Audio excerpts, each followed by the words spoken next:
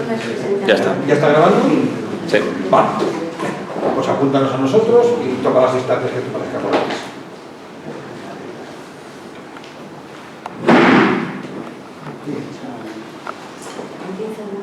Sí, sí, claro. ¿Ya? Sí. Bueno, buenas tardes, buena tarde, o buena nit, dependiendo yo, o buenas noches. Hoy es la actividad auspiciada por Apola, en donde Carlos Bermejo invita a Alfredo Edelstein a un diálogo. El título que acordaron, después de varias semanas de ponerse de acuerdo, fue Otro psicoanálisis para el siglo XXI. En esta mesa comparto la moderación con Francisca Irañeta, psicoanalista que perteneció desde sus inicios a la Asociación de Invención Psicoanalítica, colaboró en la organización de Convergencia en el primer congreso en Barcelona, participó en numerosas ocasiones en las jornadas clínicas en España, seminarios de los foros y desde su inicio en el grupo de investigación de Carlos Bermejo. En esta ocasión, el invitado es Alfredo Edelstein. Es bastante difícil resumir el currículum de estos dos autores, pero lo voy a intentar brevemente. Es un problema de la edad.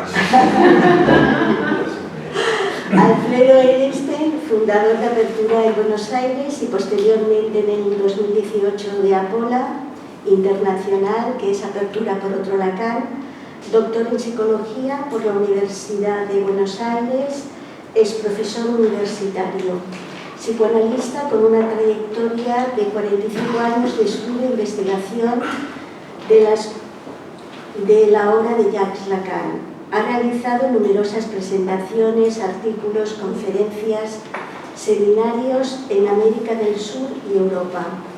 Autor de varios libros que recogen sus investigaciones. Modelos, esquemas y grafos en la enseñanza de Lacan, la pulsión respiratoria, el grafo del deseo, la topología en la clínica psicoanalítica, las estructuras clínicas a partir de Lacan, volumen 1 y 2, el origen del sujeto en psicoanálisis, otro Lacan y no hay sustancia corporal. Carlos Bermejo, psicoanalista, psicólogo clínico habilitado como psicoterapéutica por la FPA, ex profesor de la Universidad de Barcelona en el graduado de Criminología. Pertenece al grupo de los foros de Barcelona, manteniendo una distancia teórica con una trayectoria de 40 años de investigación. Autor de artículos, presentaciones, ponencias y libros que recopilan sus investigaciones. El primero, El rigor en el psicoanálisis, su síntoma y sus escrituras. Y el segundo, reciente, Hacia una lógica de lo real para el psicoanálisis, una nueva cuantificación. Ambos autores realizaron una actividad en el 2020 online que se denominó Debate sobre la formalización del discurso y la clínica psicoanalítica, y en esta ocasión fue Alfredo Edelstein quien invitó a Carlos Bermejo. En estas dos últimas semanas, con la visita de Alfredo Edelstein a Europa, Carlos Bermejo le invita, y el título acordado es Otro Lacan, otro psicoanálisis, bien el lapsus, para el siglo XXI. En este segundo encuentro se produce un cambio que pasa del término debate a conversación-diálogo. Y a partir de aquí, de acuerdo al trabajo de lectura que he compartido con Francisca Irañeta, me gustaría destacar aspectos comunes de ambos autores. 1. Una crítica a la pretendida única lectura de Jacques Miller de la obra de Lacan. El primero de sus efectos es una producción de artículos, conferencias y libros al margen de asociaciones o grupos de psicoanálisis. El segundo efecto es el de organizar en torno a sus trabajos respectivos un grupo de investigación. 2. Interrogan la lectura de la obra de Lacan, delimitando en ocasiones las mismas problemáticas. 3. Desde sus inicios, en sus investigaciones destacan estudios sobre topología y lógica en las propuestas de matematización de Lacan. Y por último, en la actualidad, proponen nuevos argumentos sobre algunas cuestiones que consideran no resueltas por Lacan. Bueno, bienvenido, Alfredo. Puedes empezar. Te voy a presentar a ti. Bueno, ella es Ana María Flores, es miembro de ACOLA, y me gustaría agradecerte la idea que ha tenido y la organización de este encuentro, justamente, que ha sido ella la que ha organizado. Y luego quería plantear también que se planteará el primer tema, el deseo en la posmodernidad. Primero hablará Alfredo, después Carlos, y después, cuando ellos terminen, pasaremos la palabra a ustedes para que hagan sus comentarios, preguntas o lo que les parezca. Y me gustaría también decir algo que, junto con Ana, habíamos hablado un poquito. Ellos hacen un abordaje muy diferente del psicoanálisis. Yo diría que Alfredo, no sé si me equivoco, pero es lo que yo he leído, va más por el lado del episteme, y Carlos más, yo diría, por el lado de la rigorización de la teoría psicoanalítica. Me gustaría, no sé si estás de acuerdo o no, pero mi lectura ha ido por ahí. Y con estas diferencias, digamos, con las igualdades que ha hecho Ana y las diferencias, creo que se puede hacer un debate estupendo. Así que cuando quieras, Alfredo, bueno, el deseo de la posmodernidad. Hola, buenas tardes. Problemáticas voy a presentar en torno al tema del deseo en la posmodernidad. No voy a trabajar en esta oportunidad posmodernidad. Me voy a enfocar fundamentalmente en el problema que implica la noción de deseo.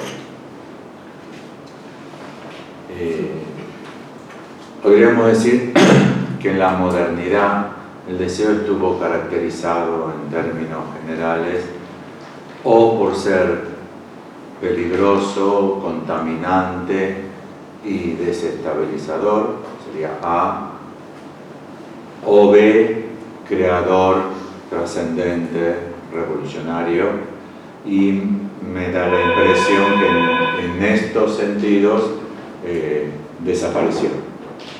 Ya para nosotros en general, en nuestra época, ni es peligroso ni es revolucionario.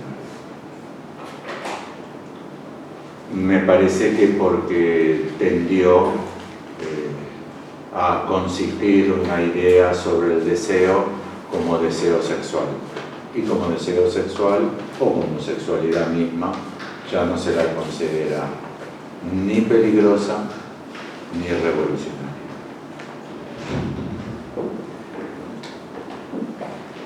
Todo esto que acabo de decir padece del problema de que para su consideración hay que establecer el contexto. Y el problema con voy a usar la pizarra. El problema con establecer el contexto es que no queda claro cómo se pueden articular los diversos contextos. Les doy solamente como ejemplo un contexto. Supongamos Sigmund Freud y supongamos Jacques Lacan, para hacerlo fácil, y escribir deseo aquí y deseo aquí.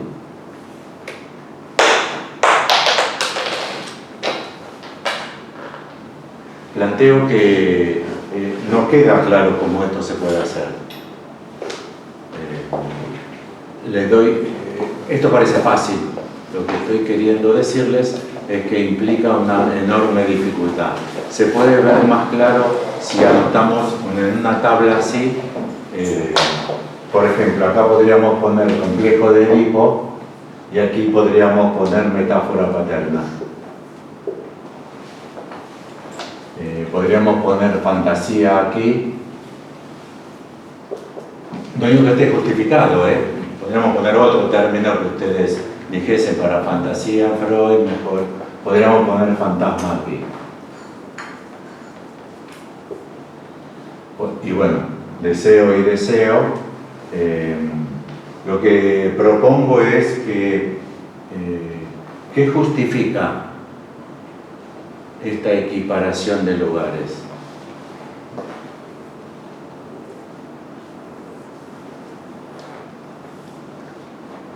Como Lacan hace una tabla así, Lacan él mismo la hace. Igualmente no porque él la haga justifica es complejo de Edipo en la teoría de Freud equivalente al lugar de metáfora paterna en la teoría de Jacques Lacan. ¿Se pueden establecer esas equivalencias? Y si lo hacemos, ¿cómo lo hacemos? En el mismo caso les propongo hacer una tabla. Lo planteo por este problema que viene ahora. Si escribiésemos aquí, pondríamos en las problemáticas del deseo, ¿no? Escribiríamos Afrodita y aquí escribiríamos Venus. Aquí escribiríamos Eros y aquí escribiríamos, perdón por la espalda, y aquí escribiríamos Cupido. Y para que quede más claro el problema, aquí escribiríamos Zeus y aquí escribiríamos Júpiter o Júpiter.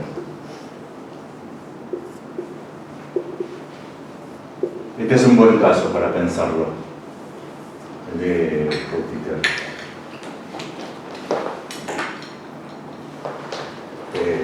Su etimología proviene de ius,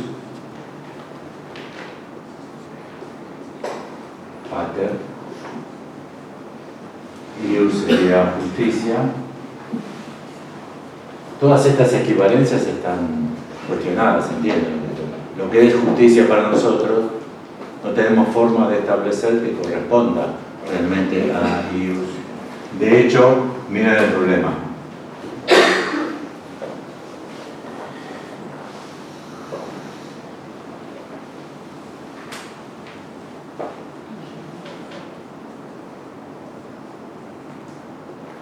En el mundo griego, el problema es que ius se divide en dos, en temis y dike, que es el problema de la que enterró al hermano y murió emparedada, la que enterró a su hermano y estaba perdido. Antígona. En Antígona solo se trata de este problema. El tío le presenta la ley de la población, la ley civil, la ley de la tribu, y ella le contesta con la ley personal de la familia. Y estaba prohibido enterrarlo porque había traicionado a su pueblo, lo había entregado el enemigo, y ella decía, pero es mi hermano. Bueno, no queda claro que en nuestro concepto de justicia esto se perdió, por ejemplo. Nosotros tenemos al menos en español, en catalán, no sé, no hablo catalán, tenemos un único concepto, con lo cual esta diferencia se perdió. Si hacemos estas tablas, ven los problemas que se producen.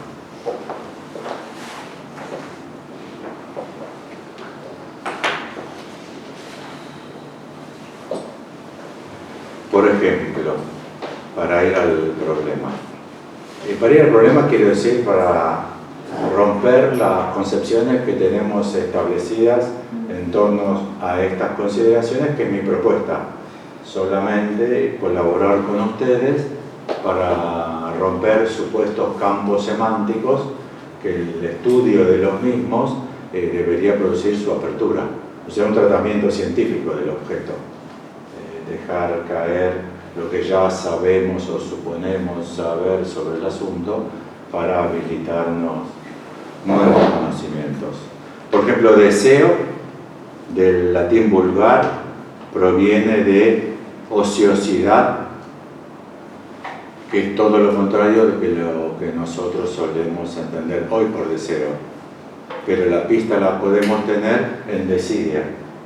Desidia tiene la misma etimología que deseo. Nosotros tendemos a pensar qué es lo que tiende a mover al hombre. El deseo es lo que mueve al hombre, cuando el término proviene de desidia. Permanecer sentado, detenerse. Decidere, permanecer sentado, detenerse.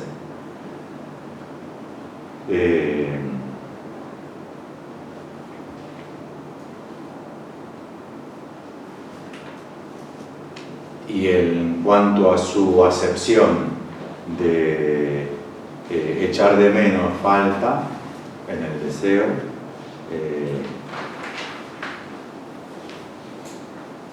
proviene de desiderare, y el desiderare es el mirar los astros, contemplar cuando se ocultan, que no es nuestra forma de entender el objeto que falta al deseo. De hecho, hay que quedarse tranquilo porque al otro día aparece de vuelta, ¿no? Se oculta el sol, no se queda. Desiderativo, astrología, privación de un astro. En griego, por ejemplo, es epipoteo, el término que corresponde a la traducción de deseo. Y no sé si ya le sonó en la oreja la entrada así diabólica de los dioses, teo, epipoteo. No es un objeto sexual como un hombre, una mujer, un consolador. Está la presencia divina. Y justamente como epipoteo, amar, anhelar, desear el encuentro místico con la divinidad. O el encuentro, la percepción directa con la divinidad. Por eso se relaciona tanto a las religiones de misterios, los misterios eleusinos. Son esas experiencias místicas del encuentro con lo luminoso. Y deseo tenía que ver con eso, con esa oportunidad del encuentro místico. En Freud, o sea, lo que Freud dice que para él es el deseo. Después uno puede interpretar a Freud y decir, no, Freud se equivoca como considera el mismo de lo que él dice sobre el deseo, pero lo que Freud dice sobre el deseo es que radica en recuperar las primeras experiencias de satisfacción.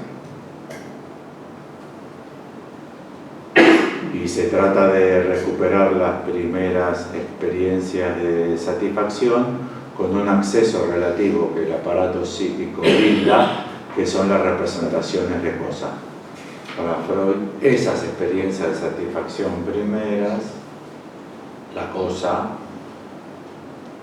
en cómo avanzó un poquito después, por ejemplo, para imaginarizarlo, el seno materno o la alimentación provista por el seno materno, es una salvedad de Lacan. ¿Es el seno materno o la leche? Bueno, pero en Freud dejamos como seno materno, y las representaciones de cosas inscriben un doble de la cosa. El problema para Freud es que las representaciones de cosas son anteriores a la palabra, con lo cual no hay acceso a través de representación-palabra, no hay acceso a la cosa en el sistema freudiano, y el deseo es ese movimiento de recuperar la cosa de la experiencia primitiva de satisfacción, que nos resultan inaccesibles porque fueron inscritas en el aparato antes de la palabra.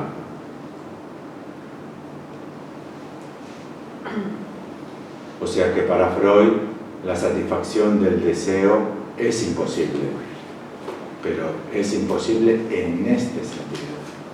en el sentido de la diferencia, representación cosa, representación oral. En Lacan ya aparece en otro sistema absolutamente distinto, que es al menos la distinción necesidad, demanda, deseo, y allí aparece